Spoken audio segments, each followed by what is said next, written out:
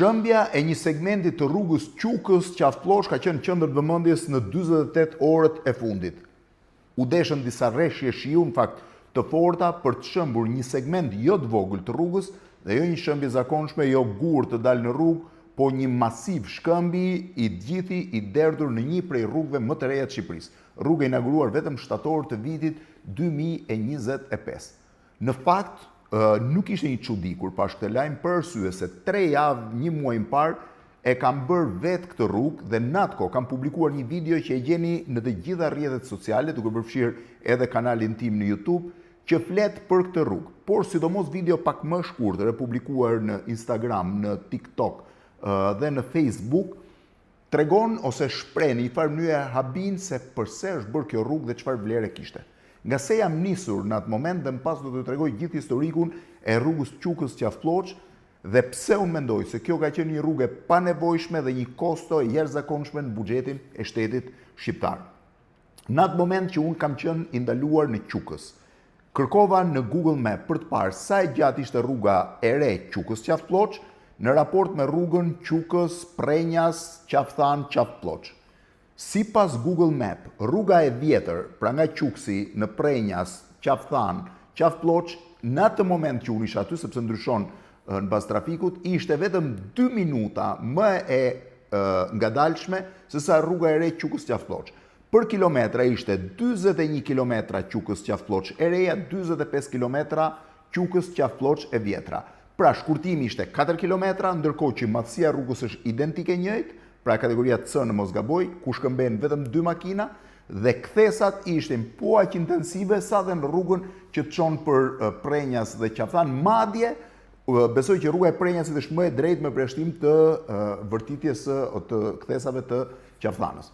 Pyetja e parë që unë bëra ishte a ka leverdi të ndërtohet një rrugë e re me të njëjtën gjatësi që të çon drejt Korçës, me të njëjtën kohë, ndërkohë që ka një kosto ekonomike. Po sa ishte kosto e rrugës Qukës Qafploç? Në atë kohë unë kisha një informacion që ishte rreth 320-340 milion euro. Por, mbas një verifikimi që bëra me një ish ministër të qeverisë Rama, i cili ka pasur gati një periudhë 10 vjeçare akses në qeveri, mora vesh që kosto e rrugës, pak a shumë, vërtitet rreth 371 milion euro. 371 milion euro. Po a vlen të ndërtohet një rrugë prej 41 kilometrash 370 milion euro që nuk sjell asnjë përfitim në kohë dhe në kilometra në raport me rrugën aktuale, ndërkohë që ato para mund përdoreshin për të hapur një tunel në Qafthan, që me siguri do kushtonte më pak se 370 milion, për të bërë rrugën më të gjerë nga Elbasani në segmentet caktuara të saj dhe për të përdorur rrugën aktuale. Historia është e tillë dhe po e them mbasi e kam verifikuar. Në vitin 2009, qeveria e Sali Berishës vendosi të ndërtonte aksin Qukës Qafploç si një rrugë të dytë për të shfryrë trafikun drejt jugut, pra drejt Qafthanës, me idenë që një pjesë e trafikut i shkonte drejt Korçës dhe drejt Kapshticës të lëvizte në këtë rrugë dytë, pra të krijojë një aks i dytë. Në atë kohë u llogarit që rrugët dytësore të fshatrave të Mokrës për t'i nxjerrë ato në rrugën qendrore shkonin rreth 50 milion, për afërsisht shifrat janë gjithmonë për afërta, ndërkohë që një projekt që çonte nga Quksi në Qafploç shkonte rreth 105 milion. 30 milion ishin hedhur për lotin e parë, ndërkohë ajo që mbetej ishte rreth 73-75 milion. Në atë kohë qeveria negocioi për ndërtimin e tunelit të Elbasanit me Bankën Islamike dhe shuma që Banka Islamike dha ishte më i madh se sa oferta që dha kompania greke Aktor në atë kohë. Teprica e mbetur, sipas qeverisë, u hodh për të ndërtuar rrugën Qukës Qafploç. Në gjykimin tim ishte vendim i gabuar, por ky që një vendim i asaj qeverie.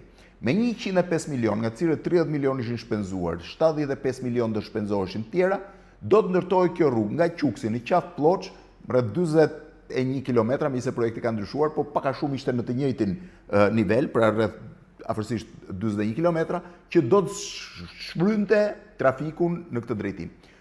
Në 2009 nisi loti i parë, në 2011 filluan të shpenzoheshin lekët për projektin e dytë. Që nga ajo kohë projekti zgjati 16 vjet. 16 vjet, sepse në momentet caktuara në nivelet caktuara. Në informacionet që kam unë nuk përputheshin segmentet e ndërtuara lotet nga një kompani dhe nga kompania tjetër. Pra krijoheshin disnivele midis loteve. Më pas u kuptua që kishte shëmbje, që kishte probleme të mëdha, disa herë ndaloi, u kërkuan fonde tjera, u mendua që të shkonte rreth 260 milion, më pas rreth 100 milion tjera janë kërkuar shtesa për arsye të ndryshimeve të projektit dhe të papriturave që ju dalin rrugëve në këto raste. Problemi nuk është vetëm ky. Shifra totale, pra sipas një ministrit të qeverisë Rama, është 371 milion afërsisht e tillë.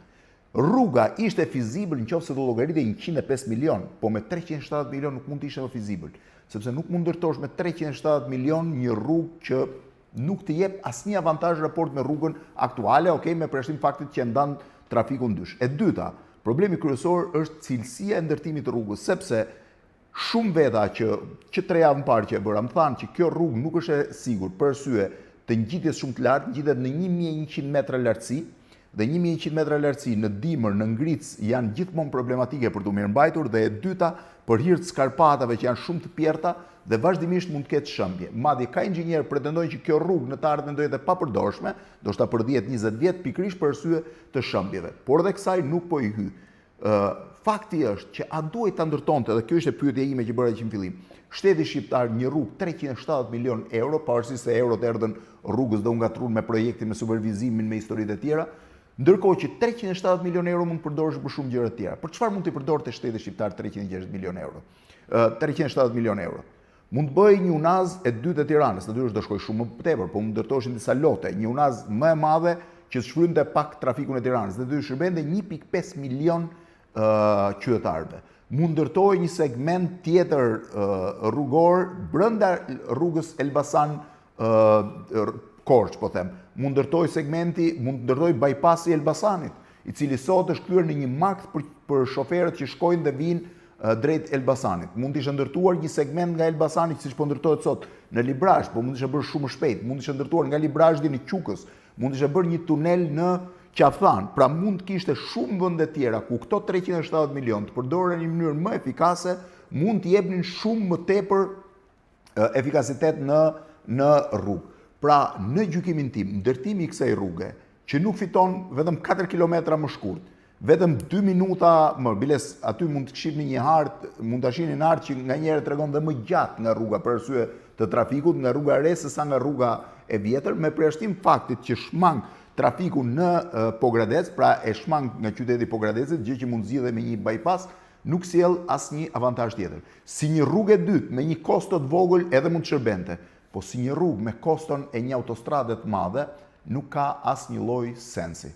Kështu që ka qenë një vendim në gjykimin tim i gabuar, që kur është marrë fillim, pavarësisht justifikimeve edhe me vazhdimin e mëpasëm. A mund të ndaloj? Po mund të ndaloj. Si çdo investim i gabuar, mund të thuaj që ky investim nuk ka më vlerë, të kthehej në një rrugë për të integruar fshatrat e zonës Mokrës në Pogradec apo në zonën në rrugën qendrore, qoftë në Qukës, dhe kaq ishte mjaftueshme. Sot kemi një rrugë që vetëm 2 muaj nga inaugurimi u shëm në mënyrë drastike dhe mund ta shihni vetë atje, kështu që në gjykimin tim ishte një investim i gabuar i yni prej shtetit shqiptar.